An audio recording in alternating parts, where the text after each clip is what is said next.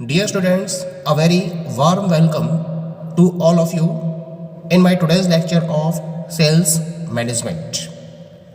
आज के टॉपिक में हम डिस्कस करेंगे on the topic different sales positions at various levels of sales organisation, यानी कि किसी पर्टिकुलर सेल्स ऑर्गेनाइजेशन में डिफरेंट लेवल्स पर कौन कौन सी सेल्स पोजीशंस मेंटेन की जाती हैं। उन पर्टिकुलर सेल्स पोजीशन को हम आज के लेक्चर में कवर अप करेंगे। The exhibit below gives an overview of the different sales positions at various levels of an organisational hierarchy, यानी कि इसके रेफरेंस में मैंने यहाँ पर एक पर्टिकुलर एग्जिबिट को रिप्रेजेंट किया है और इस एग्जिबिट के मीडियम से you will get an idea कि किस तरीके से एक सेल्स ऑर्गेनाइजेशन में वेरियस लेवल्स पर डिफरेंट सेल्स पोजीशंस को फॉलो किया जाता है। तो ये मैंने एक यहाँ पर डायग्राम फॉर्म किया है in the form of a triangle. ये ट्रायंगल की फॉर्म में आपको ये डायग्राम दिखाई दे रहा है, ठीक है। इस डायग्राम में मैंने इसको 8 पार्ट्स में डिवाइड कर रखा है। At the very top of the triangle there is a position of CEO. After this there is a position of president, then after president vice president of marketing, after vice president of marketing national sales manager, then zonal sales manager, then regional sales manager और regional sales leaders भी कहते हैं इसको हम, है ना।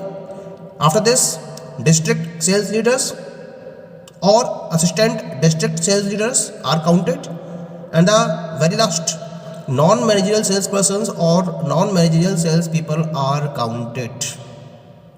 From CEO to national sales leader, this is known as the top sales leader position, या हम इसको strategic sales position में consider करते हैं।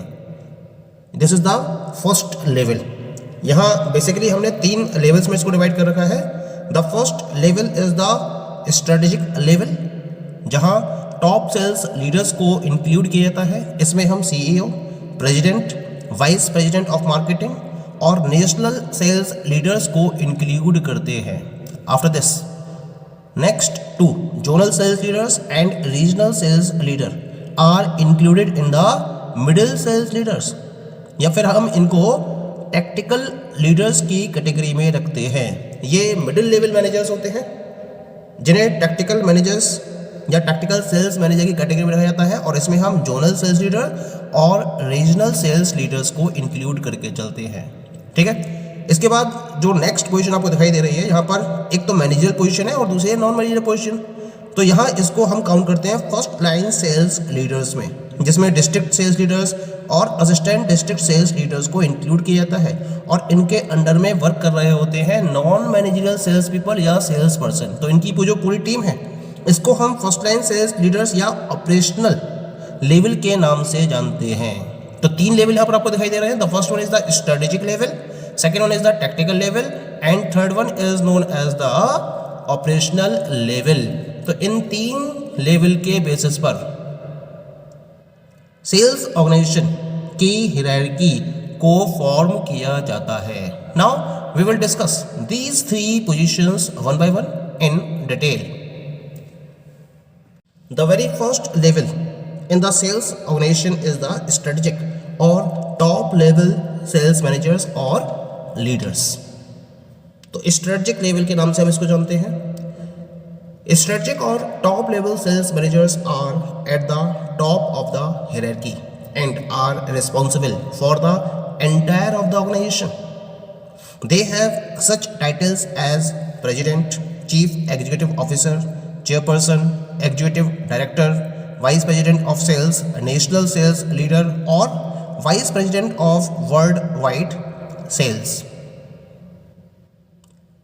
सेल्स ऑर्गेनाइजेशन की टॉप हायरार्की में स्ट्रेटेजिकल या टॉप लेवल सेल्स मैनेजर्स को इंक्लूड किया जाता है। ये जो सेल्स मैनेजर्स होते हैं, स्ट्रेटेजिक सेल्स मैनेजर्स, ये कंप्लीट ऑर्गेनाइजेशन की पॉलिसीज को डिसाइड करने के लिए रिस्पॉन्सिबल होते हैं। यानी कि कंप्लीट ऑर्गेनाइजेशन के लिए जो रिस्पॉन्सिबिलिटी रहती है वो स्ट्रेटेजिक लेवल मैनेजर्स की रहती है। यहाँ हम डिफरेंट टाइप के पोजीशंस को डिस्कस कर सकते हैं। कौन कौन सी पोजीशंस है यहाँ पर सेल्स मैनेजर की, जैसे president, chief executive officers, chairperson, executive directors, vice president of sales, national sales leaders, vice president of worldwide sales. तो यहाँ डिफरेंट टाइप के टाइटल्स को क्रिएट किया जाता है और हर टाइटल की अपनी एक अलग रिस्पॉन्सिबिलिटी रहती है। लेकिन ये जो रिस्पॉन्सिबिलिटी होती है ये वेल डिफाइंड होती है और स्ट्रेटजिक वे में इसको प्रिपेयर किया जाता है।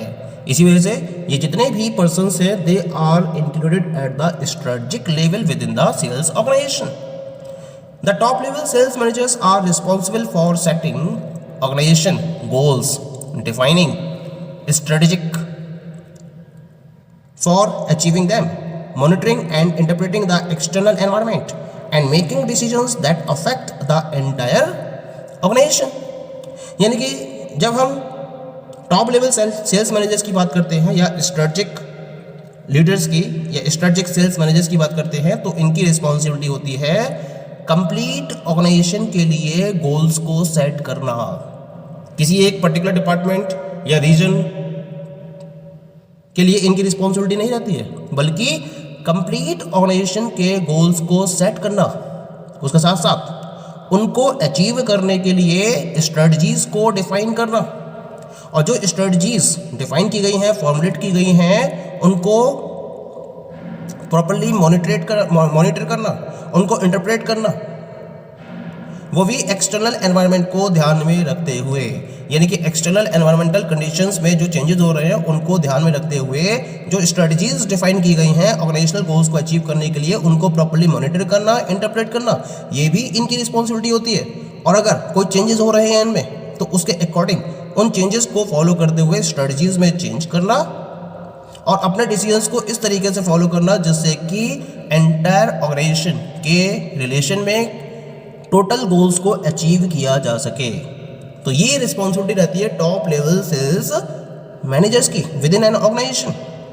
इनका जो पर्पस होता है वो लॉन्ग टर्म प्लानिंग से होता है, यानी कि ये फ्यूचर के पॉइंट ऑफ व्यू से लॉन्ग टर्म प्लान्स को डेवलप करते हैं और जो जनरल एनवायरनमेंट है उसको प्रॉपरली फोकस करते हैं और उसको ध्यान में रखते हुए या उसको प्रॉपरली स्टडी करते हुए ही ये long term plans strategic level managers के द्वारा प्रिपेयर किए जाते हैं।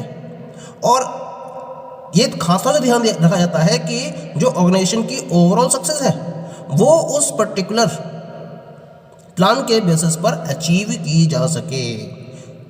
इंटरनल कॉर्पोरेट कल्चर को भी ये इन्फ्लुएंस करते हैं।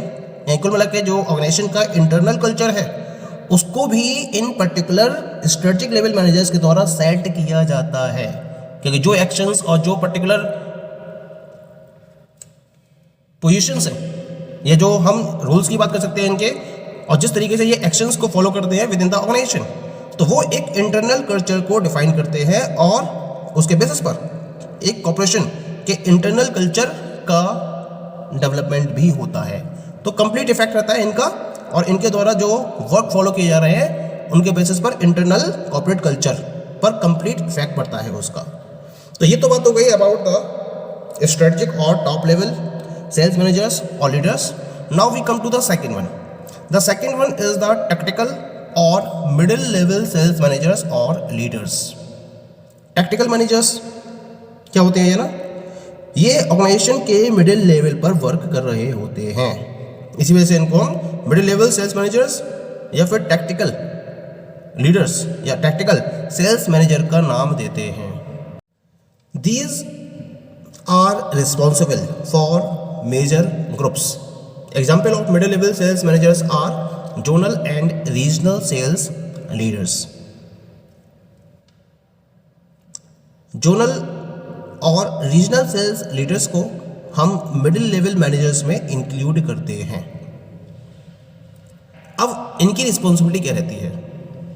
Middle level managers are responsible for implementing the overall strategies and policies defined by top managers.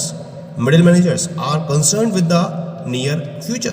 Also, they are expected to establish good relationships with peers around the organization encouraging teamwork and resolve conflicts। यानी कि जब मैं middle level managers की बात करता हूँ तो ये एक तरीके से मिडिल लेवल पर वर्कआउट कर रहे होते हैं, तो ये टॉप लेवल के लिए भी रिस्पॉन्सिबल रहते हैं और लोअर लेवल को भी मैनेज करना इनकी ड्यूटी में इंक्लूडेड होता है।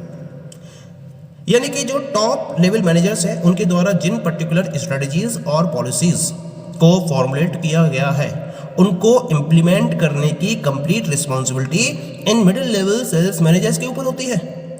और इसके साथ साथ ये जो मिडिल लेवल सेल्स मैनेजर्स होते हैं उन्हें ये एंश्योर करना होता है कि इनके अंडर में जो लोअर लेवल या ऑपरेशनल लेवल मैनेजर्स वर्कआउट कर रहे हैं वो प्रॉपर्ली इन स्ट्रेटजीज को इम्प्लीमेंट करें।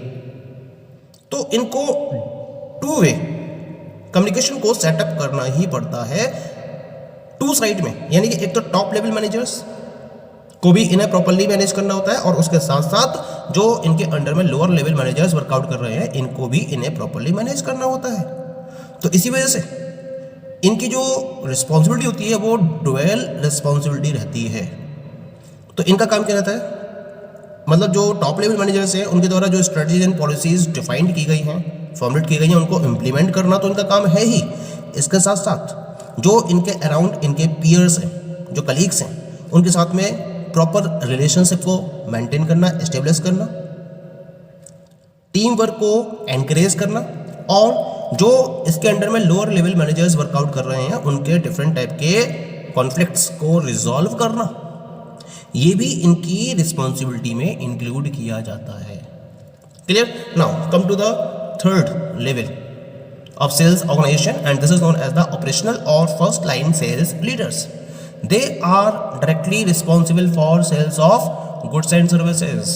मार्केट में गुड्स एंड सर्विसेज को सेल करना है तो उसको सेल करने के लिए कंप्लीट रिस्पॉन्सिबिलिटी किसकी होती है? This is of the operational और फर्स्ट लाइन सेल्स लीडर्स। यानी कि टॉप लेवल मैनेजर्स ने तो पॉलिसीज को फॉर्मुलेट किया, स्ट्रेटजीज को फॉर्मुलेट किया, मिडिल लेवल मैनेजर्स उसको इम्प्लीमेंट कराते हैं और जो ऑपरेशनल या फर्स्ट लाइन सेल्स लीडर्स होते हैं वो उसको इम्प्लीमेंट करते हैं। इम्प्लीमेंट करने का मतलब है कि डायरेक्ट एक्शन में आ जाना, गुड्स और सर्विसेज को मार्केट में सेल करने की रिस्पॉन्सिबिलिटी को फॉलो करना। This is the working of operational और फर्स्ट लाइन सेल्स लीडर्स। यहां हम डिफरेंट टाइप के टाइटल्स दे सकते हैं इनको, जैसे कि डिस्ट्रिक्ट सेल्स लीडर्स या फिर असिस्टेंट डिस्ट्रिक्ट सेल्स लीडर्स, और इनके अंडर में सेल्स पर्सन्स वर्कआउट कर रहे होते हैं जो नॉन मैनेजरियल पोजीशन पर होते हैं। अब ये जो डिस्ट्रिक्ट या असिस्टेंट डिस्ट्रिक्ट सेल्स लीडर्स हैं इनकी रिस्पॉन्सिबिलिटी क्या रहती है? जो नॉन मैनेजरियल एम्प्लॉयज़ हैं उनकी एक्टिविटीज़ को प्रॉपरली मैनेज करना और उनके थ्रू मार्केट में सेल्स टारगेट्स को अचीव करना। This is the main responsibility of these particular leaders. Their primary concern is the application of rules and procedures to achieve efficient sales, profits and customer service and to motivate subordinates। तो main working क्या है इनकी? जो rules and regulations या जो procedures इनको implement करने के लिए दिए गए हैं उनको प्रॉपरली अप्लाई करना और इस तरह से अप्लाई करना जिससे कि एफिशिएंट सेल्स को, एफिशिएंट प्रॉफिट्स को और कस्टमर सर्विसेज को अचीव किया जा सके। और उसके साथ साथ अपने अंडर में काम करने वाले जो सेल्स पर्सन्स हैं या जो सेल्स पीपल हैं उनको प्रॉपरली मोटिवेट करना, ये इनकी मेन रिस्पॉन्सिबिलिटी रहती है। यहाँ जो टारगेट को अचीव करने के रेफरेंस में टाइम दिया जाता है वो बहुत शॉर्ट होता है, यानी कि इनकी वर्किंग का टाइम हॉरिजन शॉर्ट रहता है और इनको डे टू डे ऑब्जेक्टिव्स को अकम्प्लिश करना होता है। डे टू डे टारगेट्स इनके पास अवेलेबल होते हैं और उनको अचीव करने के पॉइंट ऑफ व्यू से इनको अपनी वर्किंग को फॉलो करना होता है। So this is known as the operational और first line sales leaders. Okay, thank you.